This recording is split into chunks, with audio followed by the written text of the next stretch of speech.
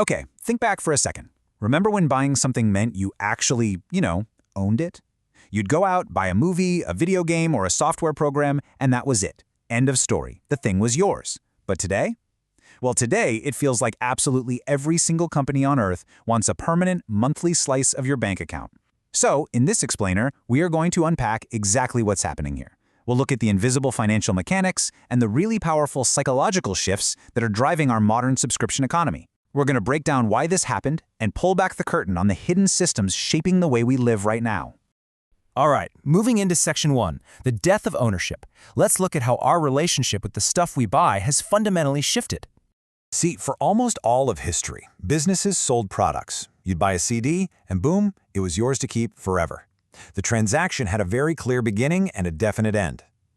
But today, businesses aren't really selling products anymore. They're selling access. You stream your music indefinitely, but you're paying a fee every single month to do it. The absolute key difference here is that when you buy a physical product, the transaction ends. But when you subscribe, that transaction literally never stops. Which naturally brings us to a huge question, and really the core of what we're exploring today. Are these subscriptions actually making our lives better, or are they just quietly draining our bank accounts without us even noticing? To figure out if we're basically being bled dry by this new renting model, we really have to look at the people on the other side of the screen. That brings us to Section 2, why companies love subscriptions. Let's flip the script and look at this from the corporate perspective for a minute. To really get why corporations are so obsessed with monthly fees, we have to look back at what everyone calls the Netflix effect. In the 1990s, we bought DVDs, right? Then in the 2000s, Netflix comes along with this brilliantly simple pitch. Just pay us a small monthly fee and you can watch unlimited content. And we absolutely loved it. No late fees, no driving to the video store. But more importantly for the companies, it completely rewired consumer psychology to accept digital renting. It proved on a massive scale that people would happily pay a small fee for endless access. So, by the 2010s, all the software and media giants realized how powerful this was. They practically abandoned one-time sales overnight to jump on this continuous revenue train. Now, here's the secret. Wall Street looks at these two business models completely differently.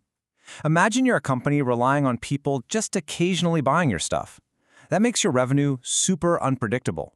Now imagine a different company, one with 50 million subscribers who all pay a set amount every single month. That revenue is incredibly predictable and, more importantly, it's safe. Investors and CEOs go crazy for that kind of predictability. Basically, switching to a subscription model makes a company look way more valuable to investors. It's a massive financial incentive to completely change how they sell things to you. Okay, Section 3, the psychological subscription trap. Because while the businesses are getting richer and way more stable, we consumers are stepping right into a highly calculated behavioral trap. Let's think about a really specific number, say 499 rupees. That's roughly the cost of 2 decent cups of coffee, right? Businesses understand human psychology surprisingly well. They know you'd probably hesitate to drop 10,000 rupees up front for a piece of software or a giant movie library. That feels like a massive, scary commitment.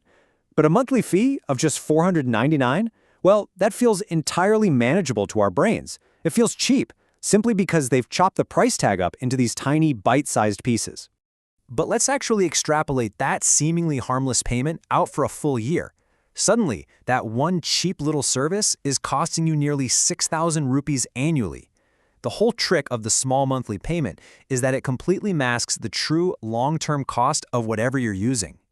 And let's keep doing the math here. Over 5 years, that tiny 499 rupee fee balloons into a staggering 30,000 rupees. And remember, we are talking about just one single service. This psychological blind spot, where we just utterly fail to calculate the long-term impact of a small recurring fee, is the absolute rocket fuel behind the explosive growth of the subscription economy.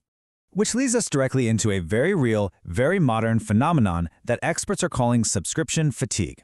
It's basically the financial drain caused by us totally underestimating the cumulative cost of multiple invisible recurring payments.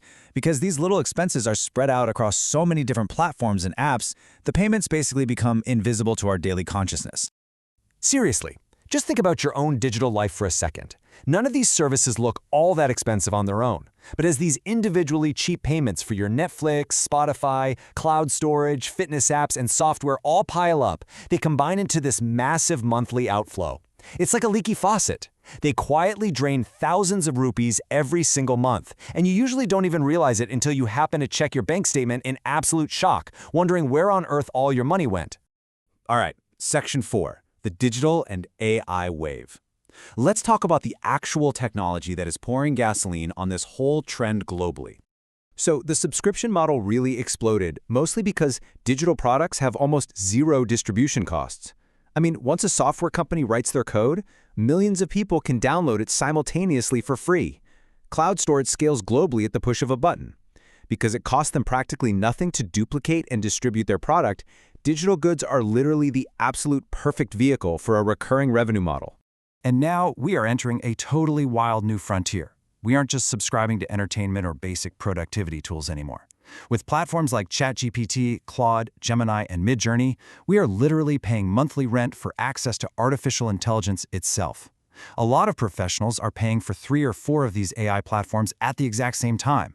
The future of work is literally going to mean subscribing to intelligence. But get this, it doesn't even stop at the digital border anymore. This model has actually, controversially, started bleeding into the physical world. Automakers have genuinely started experimenting with charging you a monthly fee just to unlock physical hardware, like heated seats, that is already installed inside your car when you buy it. It is mind-blowing to think about paying a monthly subscription just to turn on a heating coil you technically already own. And as you'd guess, consumers absolutely hated this because it feels exactly like being charged rent for your own property. Which brings us to our final section, renting your digital life. Let's zoom out and look at the deep philosophical consequences of all this. Look, to be completely fair, the subscription economy isn't entirely evil. We really do get some awesome benefits: incredible convenience, seamless software updates, much lower upfront costs, and access to wildly powerful tools that used to cost thousands of dollars. But the trade-off is incredibly steep.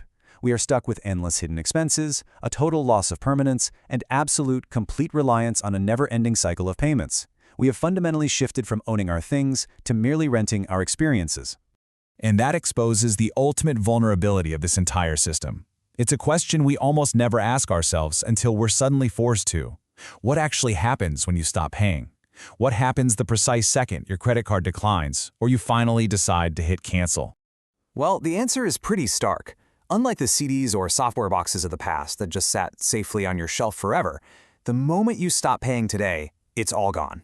Your music vanishes. Your software instantly locks you out. Your cloud storage is frozen. Your AI tools block you. Your entire digital life can shrink down to zero or completely vanish overnight. So the ultimate reality is this. Today, your access to the modern world depends entirely on continuous, uninterrupted payment. This whole economic shift has profoundly redefined the very concept of ownership in the 21st century. It's changed the dynamic between us and the businesses we buy from forever. Ownership used to give us a sense of permanence, but now we are perpetually on the hook, month after month, just to maintain our digital status quo. As we wrap up this explainer, I want to leave you with a provocative thought to chew on. The defining question of our era is no longer what do you own. Instead, you really need to ask yourself, what do you subscribe to? How much of your daily life do you actually own, and how much of it are you just renting? Take a look at your bank statement tonight. You might be genuinely surprised by your own answer.